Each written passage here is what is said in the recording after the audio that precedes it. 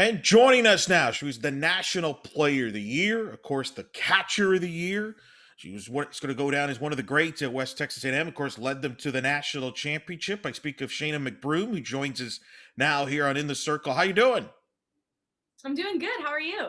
Good. Had you had a chance to reflect on this past year and the unique year that it was, but winning that national championship in dramatic fashion against a really good Biola team? What have you had a chance to reflect on it? I think I finally have. Everything's kind of slowed down, and I've just been sitting back and reminiscing, missing it a lot. But yeah, it's been great. It's been awesome reflecting on it. So Now, before we talk about the season and your career, tell the fans what you've been up to now that you've graduated. Obviously, what are you up to currently? currently, I have moved back to Dallas, and I'm just kind of getting everything sorted out. I'm going to nursing school, so getting that figured out for the fall, and pretty much just hanging out and trying to figure out life without softball. Nursing school that takes a lot of time there. That's a pretty impressive. What got you interested in getting into nursing school? I don't know. I think I've always had a niche for helping people, and I think that that's where I'm needed next. So I might as well give it a shot. Yeah, well, it's gonna be that's pretty awesome there. Let's talk about obviously this past season. What was it like for you? What was it like for the team? Did you have questions whether the season would get played? Because obviously there was protocols and things like that. What was it like this past season to kind of play softball? Yeah, it's been crazy trying to navigate everything with COVID and making sure everybody's healthy and good to go. But I mean, we pretty much just tried to do what we know how to do and pray for the best and keep chugging along. So it was good. I wouldn't have traded it for the world. So I'm so glad I came back for that fifth year. Take me through that decision process. Was it a difficult decision once 2020, the season came to an abrupt end? Was because I we had Hannah Hall on recently from Virginia Wesleyan of Division Three. She admitted it was a very difficult decision because you're basically putting pause on your plans. For her at least it was. What about for you? What was that a difficult decision or no?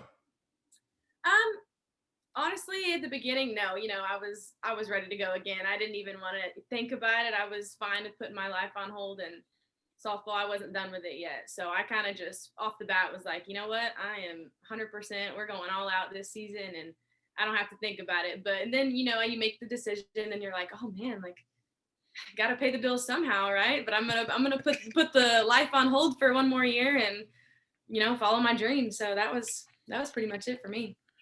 So tell us a little bit about your team this year. Do you have a feeling this team would be special right off the bat? You have it. Your head coach is Michael Mook, who is rather new to the program. I think he's only been there now a couple seasons or so. Uh, Take me through this team. And when did you know this team had a chance to be special?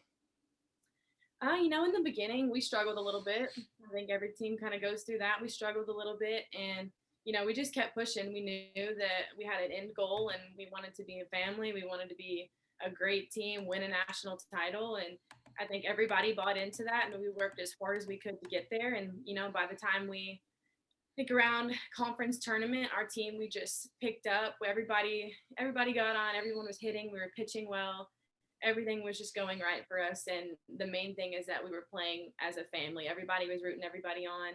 And I think that's when it's clicked for us that, like we're pretty dang good. Like we have a shot at this. So yeah.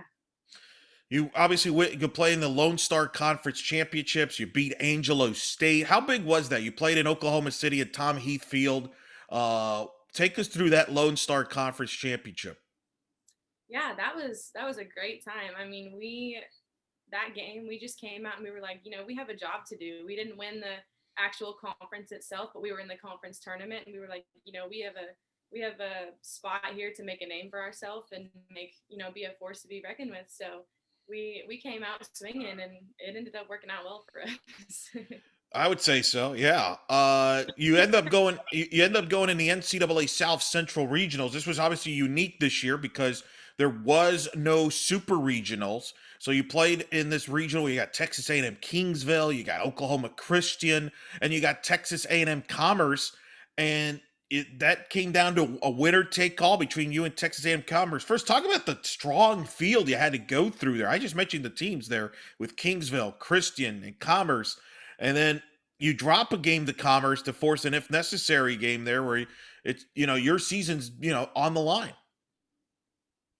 Yeah, no, I mean, every team that we played is tough. Like we played every game like it was going to be our last, and it was just a nail biter every single time. And when we dropped that game to Commerce, it was like, it's go time. Like it is now or never. And I think everybody, we just looked at each other, and everyone played for our teammates, and that's what was really cool. Is no one played for ourselves. We played for the person next to us and our coaches and everyone else. And I think that was the coolest part. And when we scored those 4 runs in that last game, we were like, if we can just hold on to it here, because then we're playing Commerce, they're a great team, great hitting team. If we can just hold them off here, we got this. So you book your trip to Denver for the World Series. You get the 6th seed. It's kind of weird. Division II, for those that don't follow it, they reseed the teams when they get to the World Series. What was your reaction when you found out you were a 6th seed? Did anybody care on the team? Was it like whatever? You would draw Grand Valley to start the tournament, which would turn into a classic 1-0 game in the opener. But what was the team reaction? I've always been curious about that. Like when you all of a sudden have to find out you're like reseeded when you get there. Yeah, it was kind of crazy. I honestly didn't even know that they reseeded us. We try not to really pay attention to it. We kind of just, go out on the field, and whoever steps on it, we just want to beat them. And I mean, I saw that we were 6th, and I was like, oh, that's pretty low. But I mean, let's see what we can do, right? So I think everybody, we kind of just, whoever stepped on the field, we were ready to play. That's all we really cared about. So you beat Grand Valley State, who was the 3 seed in the tournament. They were ranked at 13th in the country, I believe, at the time. Then you beat St. Anselm, who's the 2 seed, and then you beat Augustana, who's been a former national champion, all to get to the championship series. I mean, you did not get any shortcuts here. No, not at all. We played every team that we played. They came out swinging, we came out swinging, and everybody was just fighting. Everybody wanted to get to that championship spot. So literally every single game that we played at the championship game felt like we were playing at the actual game winning, going for that title. So that's what was really cool. Is every single game that we played was difficult. Now you end up playing Biola. You get some weather issues, right? I think you had some rain delay. You started the game and then had to stop. And what was that like? How frustrating was that? Here you are, you're playing the biggest stage, you're playing for the national championship, and you got Mother Nature kind of involved. And all of a sudden the schedule gets tweaked a little bit, and to the point where they push it back the next day, and or things like that, and then you lose the first game. Yeah, no, the weather was very frustrating. We wanted the first game, we just wanted to play that game, get it over with and go play for the title, and the rain was just not having it. So, we stopped that game at, I think it was in the 2nd inning, and we were down 1-0, and then we had to come back and pick up in the 2nd inning. So that was a little weird, kind of tough navigating through that. So we lost that game. But I think losing that game was a blessing, because they thought they had it, and we were like, no, I mean, not today. I don't have it. So we were just out there fighting. So you have to come back. You lose that first game. Now you got to play. I think you played later that day on that Monday, and you beat them to force the if necessary game. But because of the scheduling changes, you got to wait an extra day. You got to play Tuesday, winner take all. Take me through that. What was that hard to think about? I had to imagine it was tough to sleep that night, knowing that, hey, we got one game, winner take all. It's all or nothing here on this Tuesday for the national championship. Yeah, I mean, it was crazy. I think everybody was anxious, excited, all the emotions. But yeah, we wanted to go play and win it. We just wanted to get up that morning. I couldn't even sleep that night. I was like, oh, I wish we could play right now. I was like, dang, we gotta wait a whole night. So yeah, we just wanted to go ahead and play. Played, and it was a nail biter. It was a pitcher's duel for a long time. It was 1-0. In the 6th inning, you get to the bottom of the 6th inning. I mean, are you all aware? Like, the clock's running. You start that 6th inning. Maybe one of your biggest hits of your career. You singled up the middle to start that inning. That would start the rally that would end up in a grand slam by Valforte off their ace. Take me through that inning first with your at bat, because that's a big at bat. You're lead off the inning, and you get off to a hit against a pitcher that's had your number really for 2 days. Yeah, no, definitely. Going up that last at bat, I was like, you know what, this potentially could be my last bat of my career. But I really just wanted to get on for my team because I know if I get on first, there's a chance that I can steal, and then I can at least be on second, and someone can hit me over. I have faith in my every single one of my teammates, and someone can hit me over. But I got on first, and that base hit, that was huge, and I get on there, and then Ruby has a big hit, and it just doesn't get deep enough, so I can't tag up on that one. But and then Erica comes up, another fellow senior, and she takes one right to the ribs. So we're standing on first and second, and I'm like, wow, we have two seniors on the bags, and we have a senior in the box. And Alex is one of the best. She can walk for to everything. She's just great at it. She can always draw a walk. So she draws a walk, and there's three seniors on the bags. And I'm like, this is just like picture perfect moment. Didn't realize it at the time, but I was like, wow. And then we have a freshman coming up, and Gabby's worked hard the entire year she's been here, and we have total faith in her.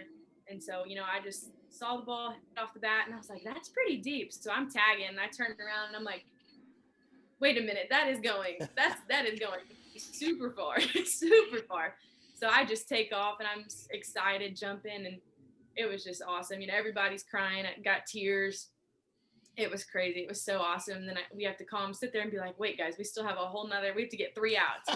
We got to realize we don't have it yet. You never know. You never know with the game of softball. So I was like, everybody calm down. So we got in the dugout, and we just kind of refocused, got everyone together. And we were like, guys, all we got to get is 3. All we got to get is 3. And I would just reminded everyone before we went out there, we just got to stay normal, stay exactly what we've been doing.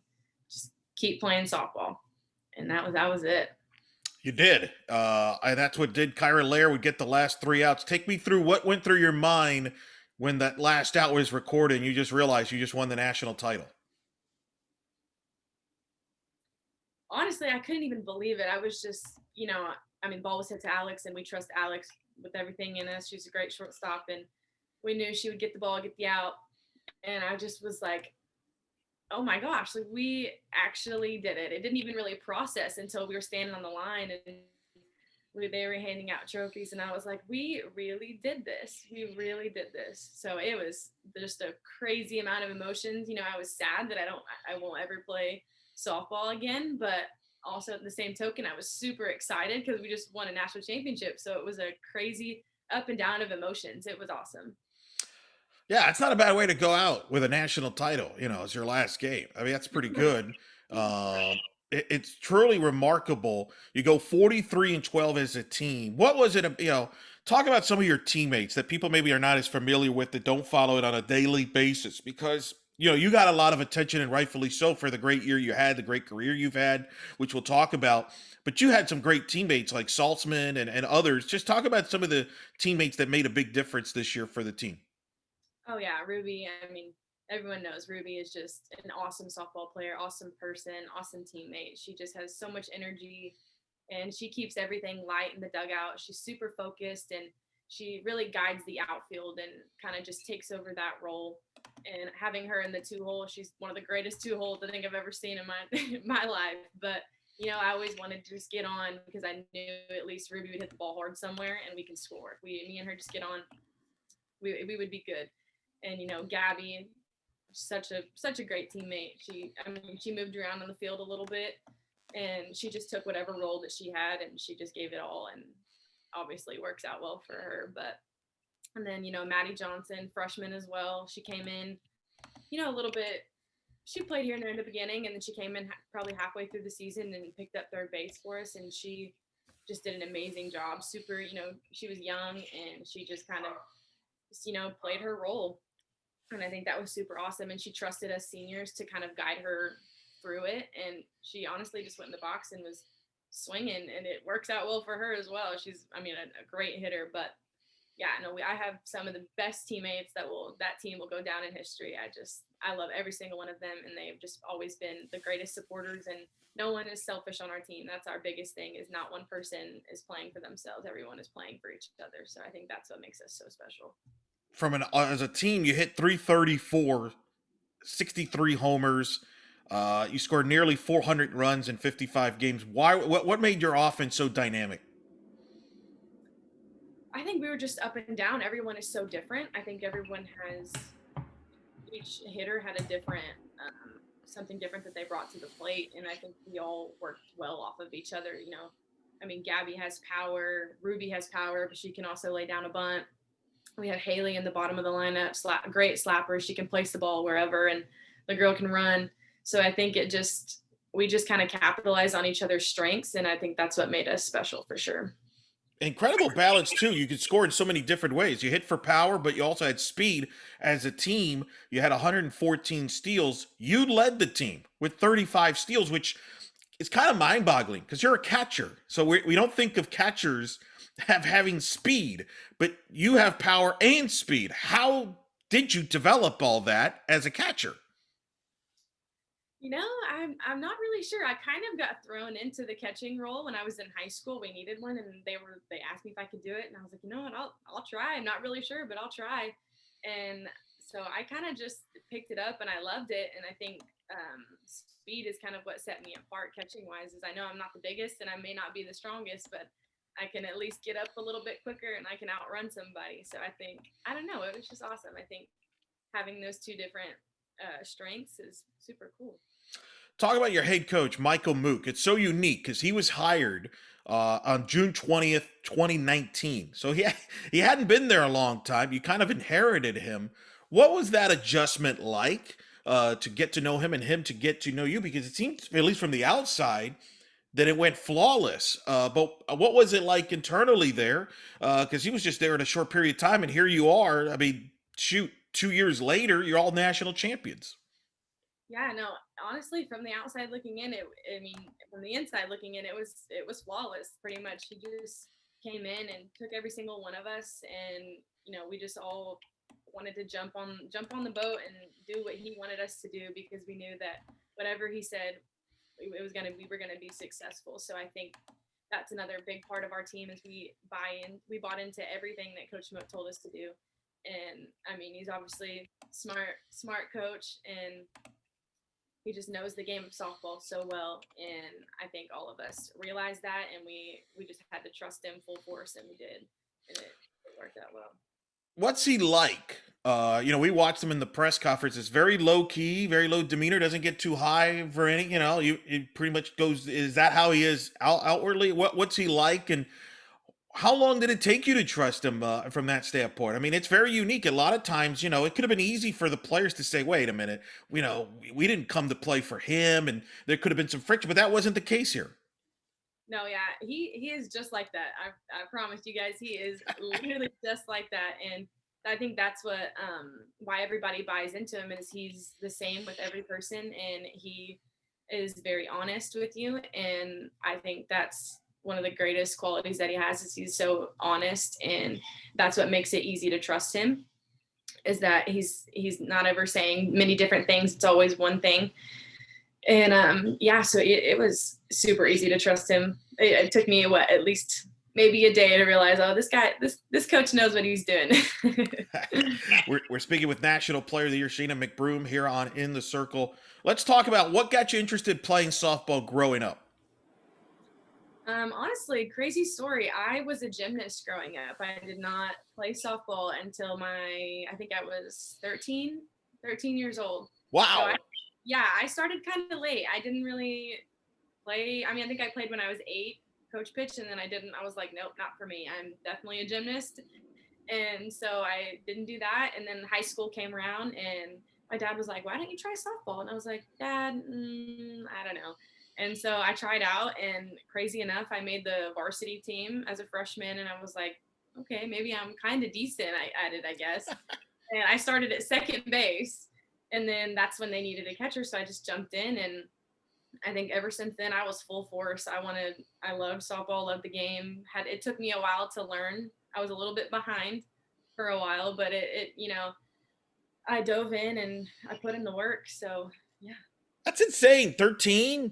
Yeah. Like, did a part of you ever think, man, if only I was playing, younger, where would I even be? Like, as good as you are now, like what you could have been? I mean, that's kind of wild. I mean, we've heard similar stories. Giannis, the star for the Milwaukee Bucks, he's kind of similar story where he didn't start playing basketball until a similar age that you did. And people kind of marvel at what he's doing right now in the NBA, but that's kind of wild to me. Yeah, it's different, and I do think about it sometimes, but at the same time, everything happens for a reason, and I think I was put in that place at just the right time, so I think everything was supposed to go how it's supposed to go. What was the moment that you said this is the right time for me to play here, not be a gymnast? Because I mean, you got talked into it as you mentioned, but still, you got to enjoy it to play it. So when was that moment where it just clicked for you? Yeah, I think it was when I started going to camps and seeing, I wasn't really into I didn't know anything much about college softball and I didn't really watch it much on TV. And I started going to college camps and I was like, wow, this is a lot of fun. And I got to talk to the players and they loved it. And I was like, this is like a different joy that I feel. Like I feel just so empowered being on a softball field. And I think it was probably around like my sophomore year. It didn't take me very long to realize that I love the game. So, Tell me how you ended up at West Texas A&M. well, I went to a camp, and Coach Blaskowski was the coach at the time, and I had a very great camp, and he told me to stay another day, and so I stayed. I got offered, and I just felt at home. I felt like I wanted to go to a place where I could compete for a national championship, and I think it was that year that I went on that visit, or the year after, I think. And they had won the championship in 2014, Yeah. so it was pretty fresh for them too. And I was like, this is something that I want to do. I want to compete for that big title. And so I was like, you know what? I think this is home. And I made that decision, and I stuck with it the whole time. I don't like to start things and then quit them. So I was like, you know what? I'm going through it. That's a great story, and I had forgotten because obviously when you're being recruited and everything, like you've gone through all three different head coaches in a way, meeting them right during this time frame, you and your senior class. I mean, that's kind of wild now that I think about it, because you mentioned your first coach. He's one of the most successful ones in Division II. I remember that was a big story when he decided to move. What was that like? You're going through different coaches as you're making some of your biggest decisions here throughout your college career. Yeah, no, it was very different transition through every coach, but at the same time, I knew that I committed to a university and I committed to a team. And, I never really had a thought that I wanted to leave. I always knew that I had faith in this program. And yeah, it was tough trying to figure out, different coaching styles and all that, but I knew that I wanted to stick with it. And if, change is going to happen in life. So I just had to kind of go with the flow and trust who was ever in charge. You just won the National Player of the Year, NFCA National Player of the Year, and you're the National Catcher of the Year. What was your reaction when you heard that you won those two awards, especially the catching position, which is, as you know, is not an easy position to master. In your case, you started learning it since 13. How old were you when you first started catching? When you said they put you as a catcher? I think probably like when I actually truly started catching, doing the lessons, trying to figure out the whole position, I was probably 14 or 15. Wow. So you're 14, 15, and all of a sudden, here years later, you're the best catcher in the country. Tell me through how did that? I know it's work ethic, but how did you come up with that? How were you able to kind of figure that out so quickly? Because a lot of players in that position would take them a long time to figure it out. Maybe they don't even figure it out, but you figured it out. Yeah, no, I kind of just, I dove in, did lessons as much as I could, tried to watch softball as much as I could, tried to learn the game from, at a higher level. And I was just trying to be a sponge. I just wanted to just get as much information as I could while still trying, to be my own player. And so, yeah, that was pretty much it. Just working hard work. When you heard you were the catcher of the year, what was your reaction? I was stunned, honestly. I didn't even, I'm not a player. I don't pay attention to stats. I don't really pay attention to any of that. I let my dad worry about that stuff. But I kind of just play softball and try to win a game. And so when I heard that, I was like, wow, that's a pretty big honor. But couldn't have done it without, somebody throwing me the ball. So, Yeah. Kyra Lair, Emily Wilson, and they make me look good most of the time. So yeah, it was super awesome.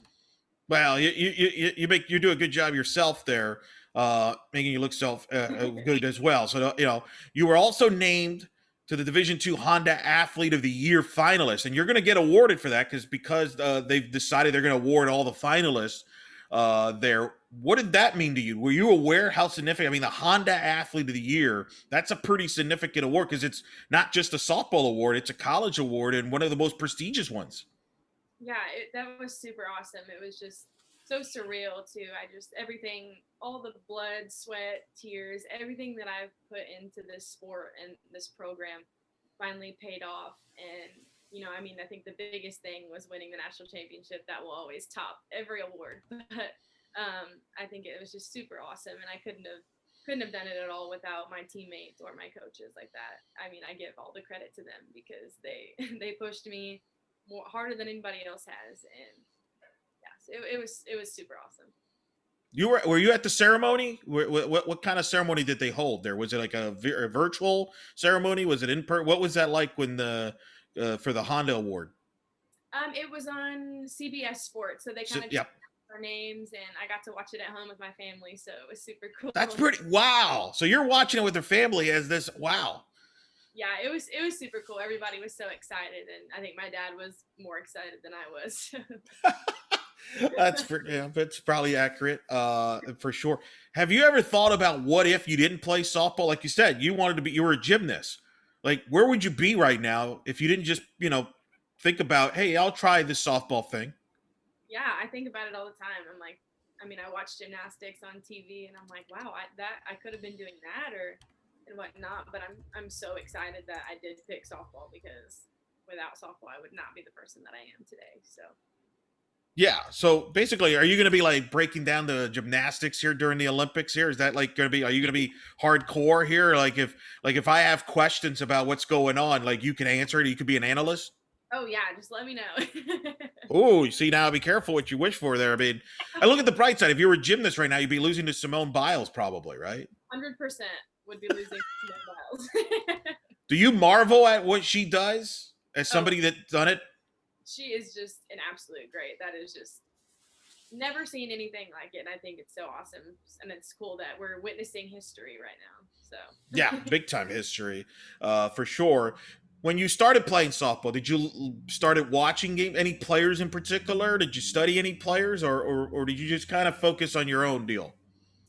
I mean, I just watched whatever was on. I didn't even have a certain person. I just wanted to learn from so many different styles and, see, I just watched coaches, what they did on the field and what catchers did and what pitchers did. I tried to learn, what makes a great softball player. And I think I literally just watched whatever team was on the TV and whatever I could learn from it. Well, you learn a lot. You learn a lot. An amazing career. So you mentioned the nursing school. Did you ever think about maybe pursuing softball professionally, or is that just something you didn't? You kind of felt like you got it all out of your system, and you want to, you got different goals you got for you. What? Take me through that decision process.